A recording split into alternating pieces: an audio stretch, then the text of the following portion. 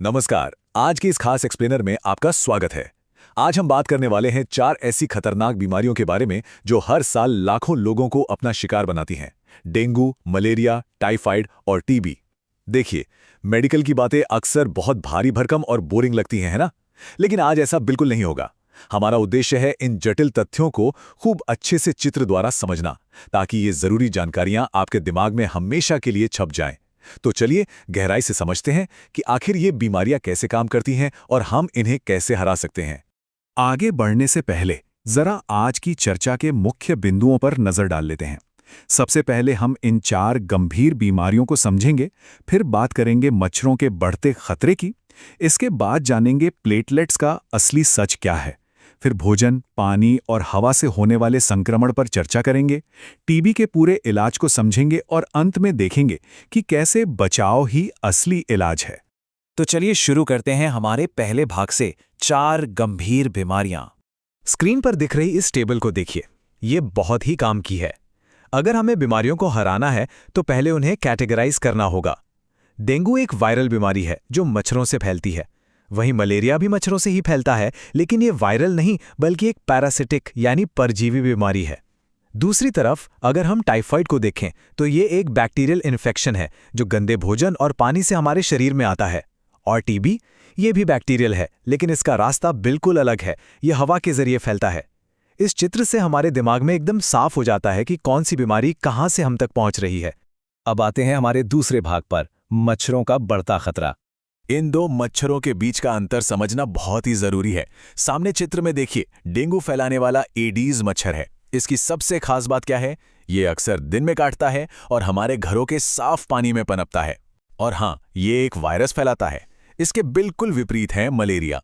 इसे फैलाने वाली मादा एनोफिलीज मच्छर होती है और जैसा हमने पहले देखा, ये वायरस नहीं बल्कि प्लाज्मोडियम नाम का एक पैरासाइट यानी परजीवी छोड़ती है।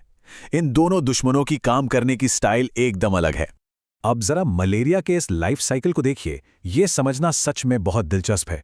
मच्छर के काटने पर यह परजीवी सबसे पहले इंसान के खून में घुसता है। वहां से ये सीधे लिवर में जाकर छिप जाता है और अपनी फौज तैयार करता है। इसके बाद ये लाल रक्त कोशिकाओं यानी रेड ब्लड सेल्स पर हमला कर देता है। और पता है, जब ये लाल रक्त कोशिकाएं टूटती हैं, ठीक उसी समय मरीज को तेज बुखार और कंपकपी आती है।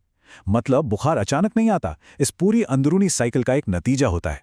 अब क्योंकि इन दोनों बीमारियों की जड़ अलग है, तो इनके लक्षण भी बिल्कुल अलग होते हैं।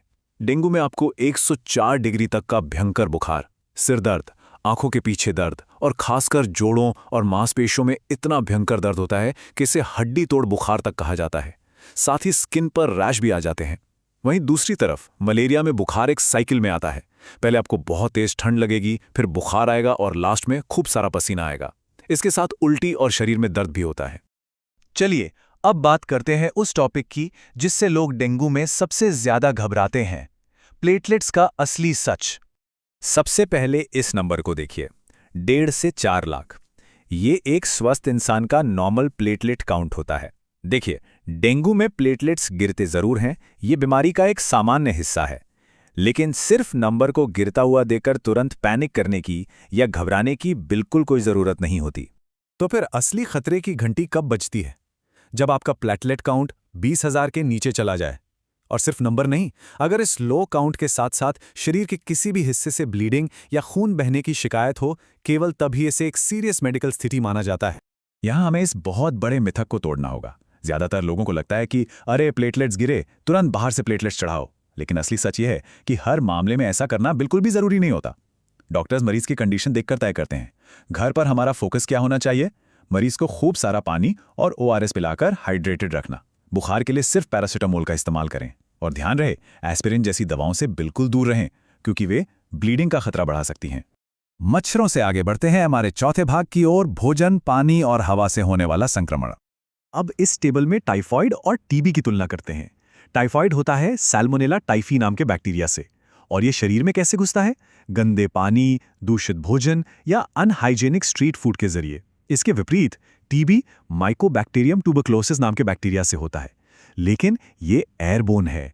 मतलब अगर कोई संक्रमित व्यक्ति खांसता या छींकता है तो ये बैक्टीरिया सीधे हवा के जरिए आप तक पहुंच सकता है। दोनों ही बैक्टीरियल बीमारियां हैं, लेकिन दोनों के हमले का रास्ता एकदम अलग है। इसी तरह इनके लक्षण भी एक दूसरे से काफी अलग हैं। टाइफॉइड में मरीज को लगातार बुखार रहता है, पेट में दर्द होता है, भयंकर कमजोरी महसूस होती है और भूख एकदम खत्म सी हो जाती है। वहीं टीबी मुख्य रूप से हमारे फेफड़ों पर असर डालता है। इसलिए अगर किसी को 2 हफ्ते से ज़्यादा समय तक खांसी रहे, खांसी में खून आने लगे, रात को सोते समय खूब पसीना आए और अचानक वजन तेजी से गिरने लगे, तो समझ जाइए कि ये टीबी का स्पष्ट संकेत हो सकता है। तो अगर टीबी हो जाए तो क्या करें? हमारा 5वां भाग इसी के बारे में है, टीबी का पूरा इलाज। देखिए, टीबी कोई ऐसी बीमारी नहीं है जिसे आप 2-4 दिन की दवा खाकर भूल जाएं। इसके लिए बहुत ही स्ट्रिक्ट और लंबे समय तक एंटीबायोटिक्स लेनी पड़ती हैं, आमतौर पर 6 महीने या उससे भी ज़्यादा।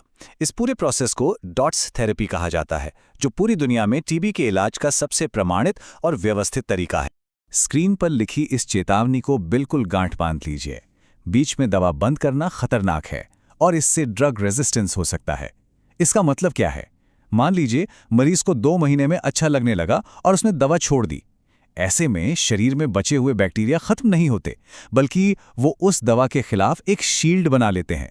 वो और भी ज्यादा ताकतवर हो जाते हैं और फिर उन पर कोई भी आम दवा असर नहीं करती। इसलिए टीबी को जड़ से मिटाने के लिए दवा का कोर्स पूरा करना ही एकमात्र रास्ता है। और अब हम आते हैं अपने आखिरी और सबसे जरूरी भाग पर, बचाव ही असली इलाज है। आइए इन सभी बीमारियों से बचने के कुछ बेहद आसान और अचूक तरीकों को रिवाइज कर लेते हैं। डेंगू और मलेरिया से बचना है तो घर के आसपास कहीं भी साफ या गंदा पानी जमा ना होने दें और मच्छरदानी का इस्तेमाल करें। टाइफॉइड से बचना है तो बस अपने भोजन और पीने के पानी की साफ सफाई सुनिश्चित करें। टीबी जैसे हवा से फैलने वाले संक्रमणों से बचने के लिए भीड़-भाड़ में मास्क का इस्तेमाल करें। किसी भी बीमारी के लक्षण दिखें तो तुरंत जांच करवाएं। और हाँ, टीबी से बचाव के लिए बच्चों को जन्म के तुरंत बाद बीसीजी का टीका जरूर लगवाएं। सच मानिए, ये छोटे-छोटे कदम हमारी बहुत बड़ी ढाल हैं। आज का ये एक्सप्लेनर हम एक बहुत ही महत्वपूर्ण सवाल के साथ खत्म करते हैं। क्या सही जानकारी और थोड़ी सी सावधानी के साथ हम इन बीमारियों को हमेशा के लिए हरा सकते हैं? बिल्कुल।